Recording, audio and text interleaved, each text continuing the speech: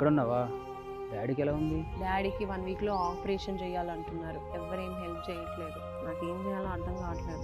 నా గురించి తెలిసిందే కదా, నా శాలరీ మొత్తం ఈఎంఐ కట్టడానికి సరిపోతుంది. లేదంటే ఏదో ఒకటి చేసేవాడిని. అయ్యో పర్లేదులే, నీ పరిస్థితి నాకు తెలుసు కదా, నేనే చూస్తాను. చిన్నప్పటి నుంచి నాన్న బంగారు తల్లి అంటూ అసలు నేను ఏది అడక్కముందే అన్నీ తెచ్చిచ్చేవారు. అలాంటి నాన్నని ఇప్పుడు ఈ పరిస్థితిలో చూడలేకపోతున్నా. అవును, బంగారు తల్లి అంటే గుర్తొచ్చింది. ఇల్లు ఎందుకు అమ్మటం? మీ నాన్న నీ పెళ్లి కోసం తీసుకున్న గోల్డ్ ఉందిగా.